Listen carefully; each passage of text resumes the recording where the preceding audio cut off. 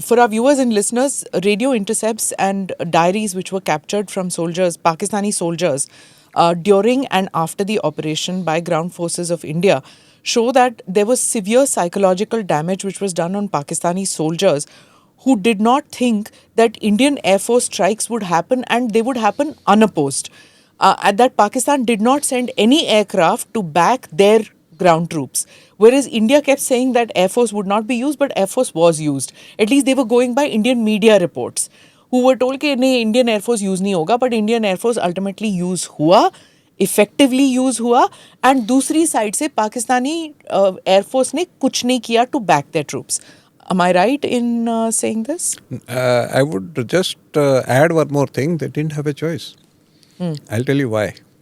Indian Air Force that time, the Mirage 2000, had something known as the 530T Beyond Visual Range Missiles, BVRs. Pakistan did not have, the F-16s did not have. So initial sorties that we used to fly, we used to pick them up.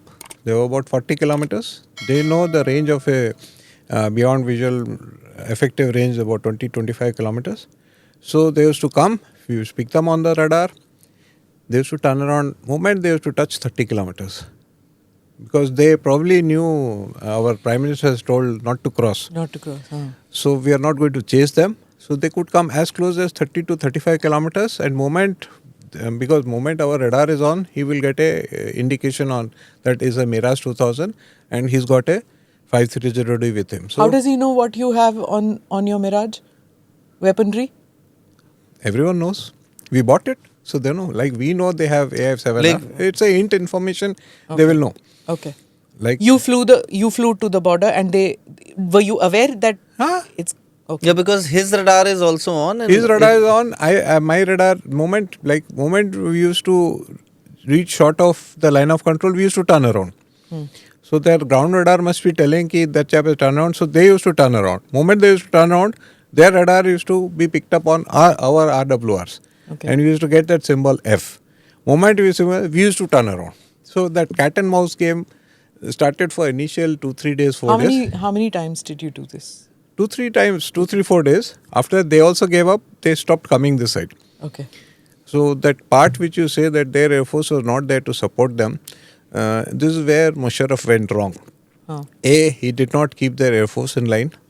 B, their Air Force did not have the capability to take on beyond visual range missiles. Unlike Balakot time, where they had the AIM-7Fs, they also have the BVRs, almost similar. Did they use that against Abhinandan's aircraft? Whether they used it against Abhinandan, but they had it. They had because it fell in our territory. Oh, yeah. They did fire it. They fired it. Yeah. It was AIM-7 was fired and it fell on our territory. If you remember that exciting day of February 26, 27, we had the pictures of it on ground, fired from Pakistani aircraft, and they were found in Indian territory. Okay. Which were even later shown at the press conference, which was held on 28th or 29th. 28th. Tell us about what happened on Tiger Hill when you were there, when you flew over it. If you see the topography of that area, Tiger Hill top is one of the places from where the entire Dras-Kargil road is in line of sight. So what their job was to position people there, and they had artillery guns being fired on the road, and there is something known as fire for effect. Who had? Pakistan. We had already started with Bofors, right? Not yet. No, Bofors came much later. What happens? How does the artillery fire? It fires 1 or 2 rounds to see where the impact is taking place. So then he's told to make correction. Okay, 30, 40, left. Left, right, like that. Then when he fires 2, 3, 4, and moment he says, okay, it is hitting the tire, then they fire for effect. So this job can be done only when you know where the shells are falling. So this job was done from Tiger Hill, because from Tiger Hill you could see the entire route and know where exactly the artillery shells are falling. For the entire sector, to others also? No, from Tiger Hill it was a good sector for about 40 to 50 kilometers. Kitne meter pe hoga? 5? From Tiger Hill is... This is the highest feature of that area.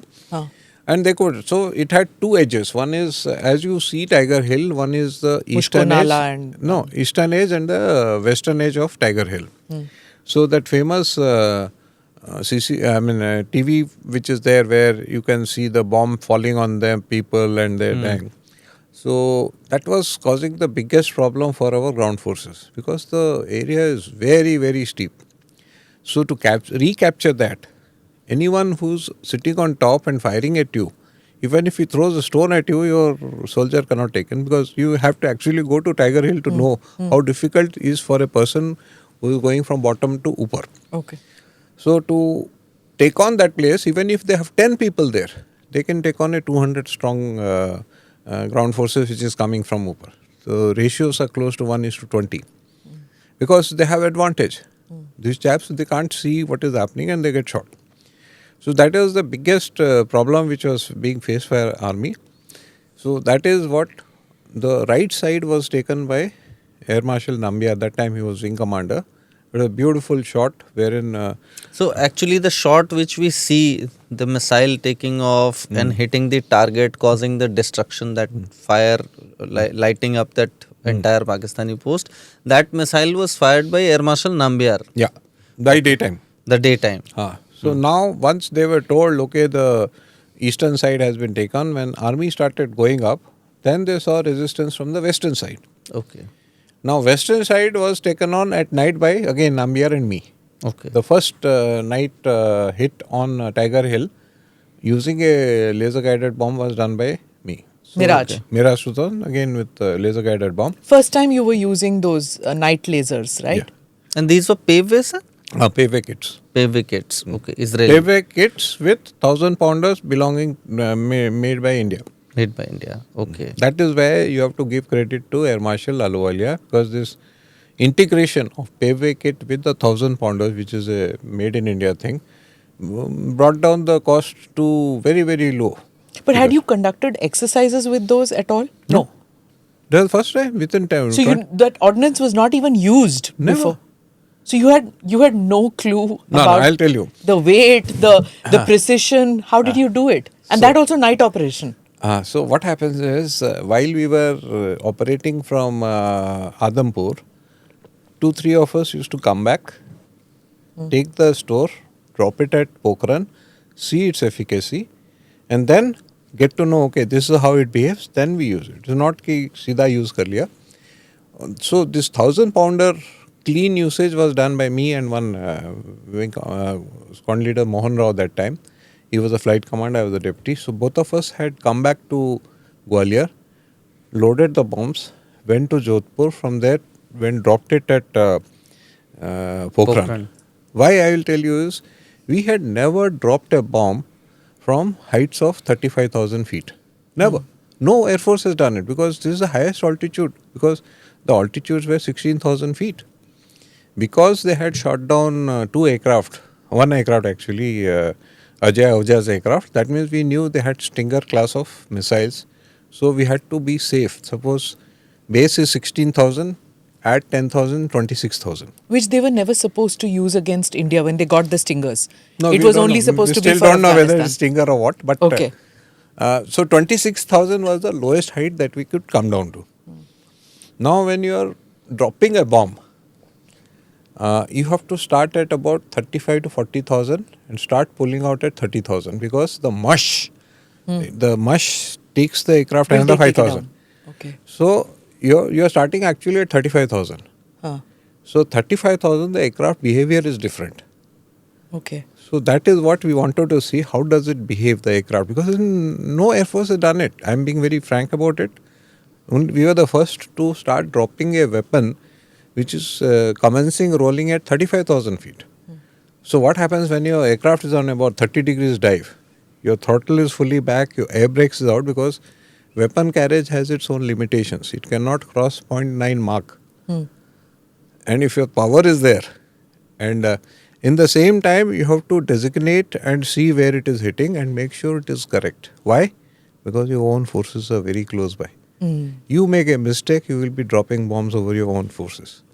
So that is the kind of precision that was required, which is very difficult for a person to comprehend as to why he is talking this way. It was not easy. That's why what you said कि जैसे जाके कर लिया, that is what we went and practiced. कि if we practice like this, then the error is about say 50 meters. So 50 meters, 25 meters is okay with us. Moment the error is more than 50 to 100 meters, in those hill features, your own people will die. Your own army and they will curse you. We made sure that none of our weapons hit any of our own people because they were very close by. Not that they wanted to be close by, they didn't have a choice. If they are not close by enough, the attack would take another 2-3 days, then reinforcements will come. You understand? Yeah. So that is why it is important that this coordination could happen in a good manner. Do subscribe to the ANI Clips channel to get shorter versions of this podcast. Click here to watch the full episode.